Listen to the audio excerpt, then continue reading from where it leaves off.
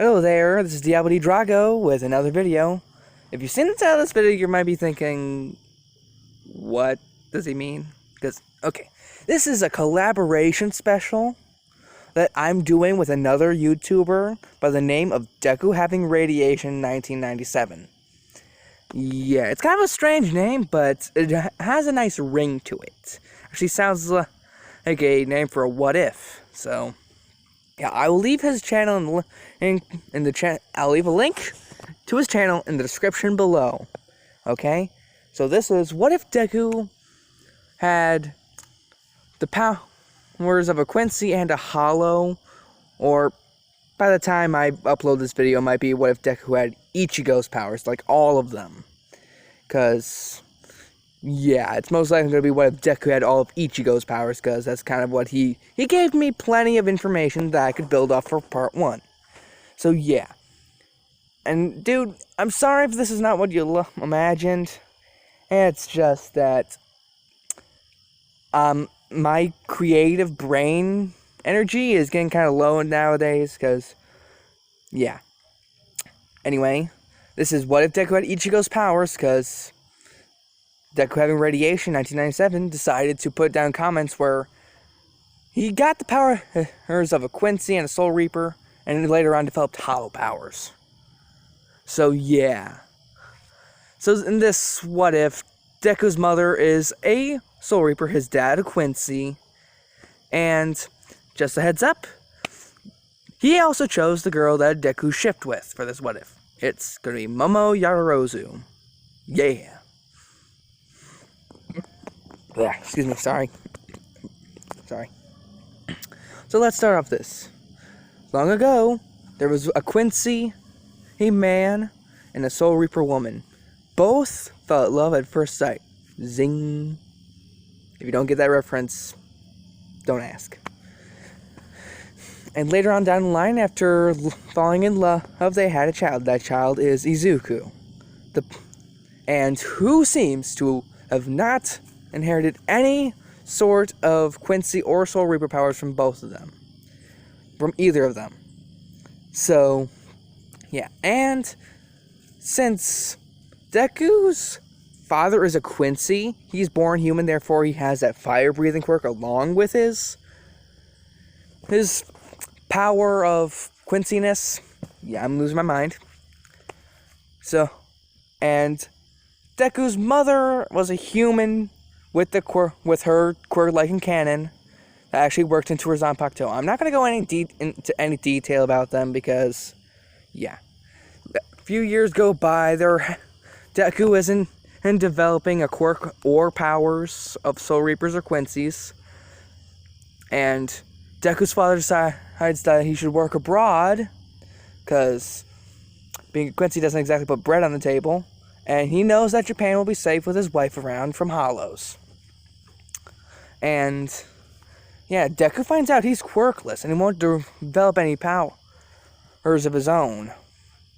And he does not know that about his parents' unique powers that are not quirks. So, he isn't fully aware of what's going on. His mother sees this and is very sad for her boy, but she has no idea what she's going to do. She contemplates doing what Ichigo and Rukia did in the first episode when Deku's older, but she doesn't want to do this because she doesn't want to rush this decision, but she will probably end up doing it. Later on down the line, Deku is bullied by Bakugo, and therefore is still the same Deku. Now, case in point, Deku in this what if knows how to use a bow and arrow and a sword, because let's say he studied kendo and archery, because he knows that his father liked archery and his mother liked kendo, because they have to keep their skills sharp. So he does do that. So he's not as unpopular. He's just still quirkless. So people don't exactly respect him, but they don't exactly disrespect him. If you can find the middle between that, I'm sorry if I'm not describing this well. Strange idea. So yeah. Now later on down the line, he's not the one attacked by the sludge villain.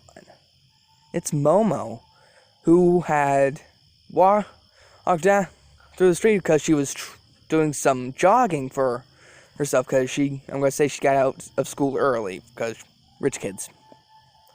And Deku is noticing this. He can't see this. Let's say he carries around a kendo sword, a kendo's bamboo sword. He starts swinging it around trying to help Momo. He's like, don't worry, I'm going to save you. But Deku is slammed into the wall. All by not just a sludge villain, but by a hollow. Deku doesn't notice this, so he's not completely sure what's going on. The hollow was running away from Deku's mother. Deku, on the brink of passing out, his ribs were crushed, meaning he was on the verge of death. So he started seeing a blurry vision of his mother, who had defeated the hollow and actually helped free Momo. And as far as Momo was concerned, because she passed out too, the last thing she saw was Deku trying to save her. So she thinks Deku did the work. All Might arrives and he is there with them. And Deku goes to the hospital. There is no sludge villain incident. Deku's mother comes around, and Deku's father, who is in the country for now, who is also in there. And they decide that they need to help Deku manifest his powers. Because at the verge of death, Deku saw his mother as a Soul Reaper. She noticed this. So using the Soul Reaper, her little Soul Reaper similarity ritual, along with the same thing as Quincy's, they start inputting their spiritual energy into Deku, which actually starts healing him, mind you. And yeah, he doesn't know what's happening. Since he was actually on the verge of death for most of it, he did act, and he was in his otherly plane. He's not dead, but he's not exactly alive. He is in his realm like Ichigo's. It's a bit different, but I'm going to say it's pretty much the same. And he starts seeing two people. One that's just a white shadow and the other a black shadow. He has no idea what's going on. They're mouthing words that he could actually see-ish, kind of, if you can imagine that. And he is not sure what they're saying, but he can't read lips, so yeah. And then the next thing Deku knew, he's awake in the hospital, all healed up. His mother and father are there, and Momo, who decided to come and say thank you for saving her, and sorry that she got him, that she got him injured from him trying to help her. Deku says it is all right, and that even though he couldn't do much, he's glad he could help somebody. They're both filled in by All Might that he supposes that Deku slashed apart the villain, and really, there was not much there. He slashed apart the villain, but All Might doesn't know who did it. He assumes it was Deku. And since he thinks that Deku went to save Momo, that he'd be a good candidate for One for All. And so, instead of him going to do any training, with All Might, he's actually going to do training with his parents, and it'll save him some time. And later on down the line, couple weeks later, Deku starts noticing things. There's masked monsters. Every once in a while, there's an explosion that blamed on a villain attack, but it's one of the masked monsters. He is seeing hollows. And then he notices that no one else does. An arrow of light going straight through the hollows, destroying them. And other times, in a flash of black light, there is a slash, cutting them apart. And then he realizes that this black light slash is his mother. And then, after he asks his parents about it, they decided to fill him in on the secret that his mother is a Soul Reaper and his father is a Quincy, and that day that he was injured, his ribs were crushed and he was gonna die. But they gave him some of their spiritual energy to help restore him, and therefore must have awakened some sort of power. Now, I am going to go into any specifics, but let's say that Deku's mother and father have decided that since Deku has been interested in training with them for a long time, since they do train with their own skills, that a fine way of training his body will be cleaning the beach, like he did in canon. He does that. It actually doesn't take 10 months like it did in canon. I'd say it took 8 months. 7 or 8 months, somewhere in between there. And All Might noticed this. He was doing community service as a form of training, and Momo actually snuck a peek at him every once in a while because she became interested in the boy from what she saw.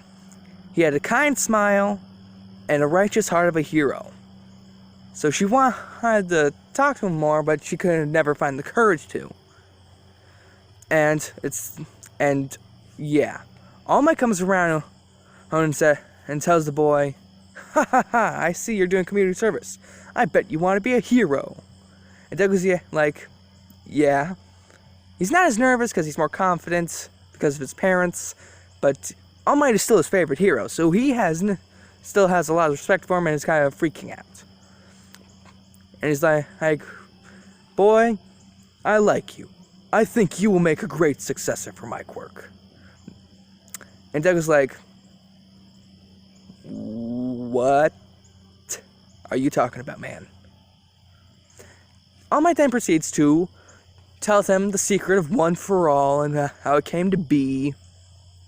Everything like that. Deku is crying a little because he was planning on going into UA, but he was going to plan on registering as Quirkless because he was going to use his sword and bow and arrow. But then All Might told him that you're not allowed to bring any equipment if it's not anything to do with your quirk. And Deku starts sighing, but All Might's like, "Don't worry, boy. If this choice is up to you.